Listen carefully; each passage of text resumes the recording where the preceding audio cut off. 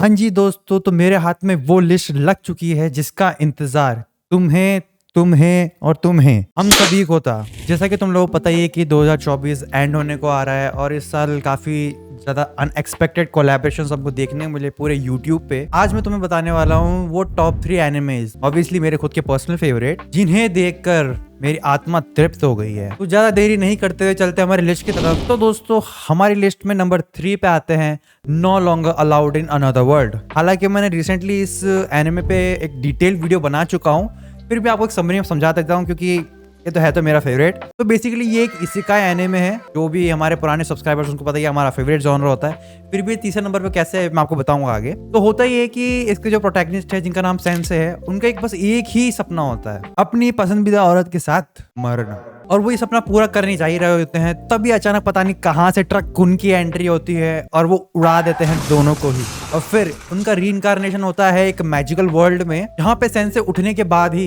ये सोचते हैं क्या उनका भी यही रीइंकार्नेशन हुआ है या नहीं, जिनका नाम होता है साचान। तो बस यही पता लगाने वो निकल जाते हैं एक 12 एपिसोड लंबे जर्नी पे।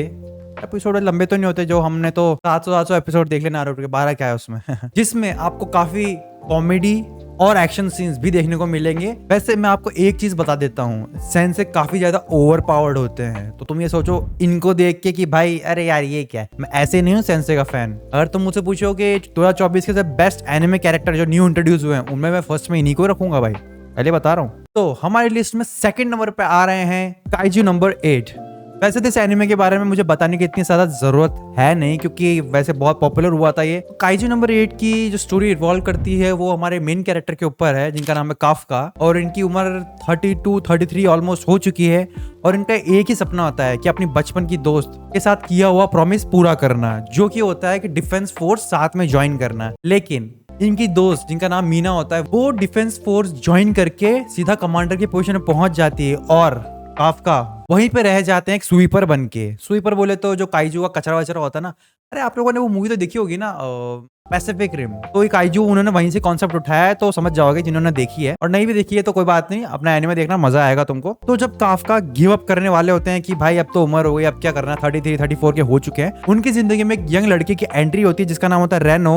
और उसका भी यही ड्रीम होता है कि उसे डिफेंस फोर्स ज्वाइन करनी है। तो बस क्या था, काफका को उस लड़के की वजह से काफी ज्यादा बूस्ट मिलता है। उनका भी जो सोया हुआ ड्रीम था वो जग जाता है कि भाई अब मैं भी ज्वाइन करूंगा। तो ऐसे ही एक दिन एक इंसिडेंट हो जाता है जिसमें काइजू जिसकी वो साफ सफाई कर रहे होते हैं, उसमें कुछ तो भी गड़बड़ होती है और जिंदा होता है। और काफका रेनो को बचाने के लिए थोड़ा हीरोगिरी दिखा देते हैं, उसकी वजह से वो डायरेक्ट हॉस्पिटल पहुंच जाते हैं। तो जब हॉस्पिटल में उन्हें होश आता है, वो देखते हैं सामने एक काइजू है और वो डायरेक्ट उनके मुंह में आके घुस जाता है।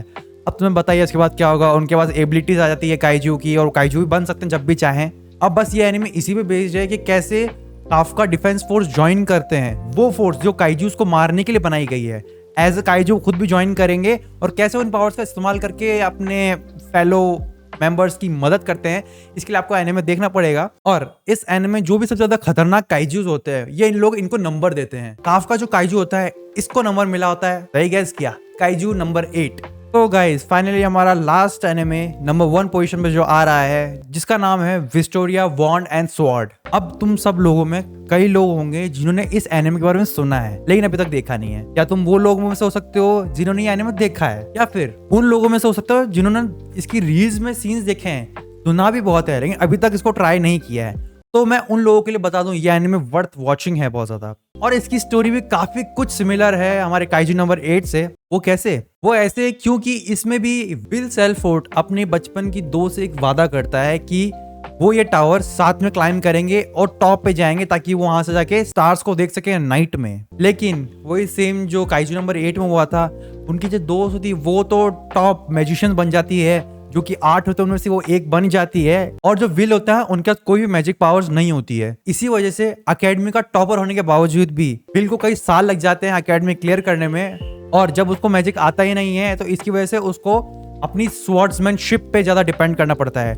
लेकिन वो उसको इतना शार्प कर देता है कि वो बड़े बड़े मैजिशियंस जो होते हैं उनको भी अपनी सिर्फ तलवार की वजह से हरा देता है। और ये देख के पूरा मैजिक वर्ल्ड बहुत शॉक हो जाता है। सेम गोज विद आपको याद ही होगा मैशेबल। अगर आप लोगों को मैशेबल पसंद है तो आपको ये भी पसंद आएगा। इवेंचुअली ये थोड़ा सीरियस एनिमे है। मैशेबल तो बहुत हर 2 बात पे कॉमेडी हो रही है तो उस पे बेस्ड है, लेकिन ये काफी सीरियस है। तो बस इसी पे ये एनिमे बेस्ड है कि क्या विल सिर्फ अपने स्वॉर्ड के दम पे ये जो टावर है जिसमें सारे बड़े मैजिशियंस ही जा सकते हैं, इसको क्लाइम कर पाएगा या नहीं, ये आपको देखना पड़ेगा। तो मेरी टॉप 3 की लिस्ट मैंने आपको बता दी है। अब आपके टॉप 3 जरूर बताओ मुझे कमेंट सेक्शन में कि इस साल के सबसे बेस्ट एनिमे 3 आपको क्या लगे। मैं उनको जरूर देखूंगा और उनका रिव्यू जरूर करूंगा। और हाँ, सबसे जरूरी चीज, अभी तक सब्सक्राइब नहीं किया है तो सब्सक्राइब कर लो भाई, क्योंकि ये सफर बहुत अमेजिंग होने वाला है। I'm about to go off like a weapon, fuel to the top, got a filled up engine. In my thoughts, obsession, I will not stop, no I'm never second guessing. I got a Glock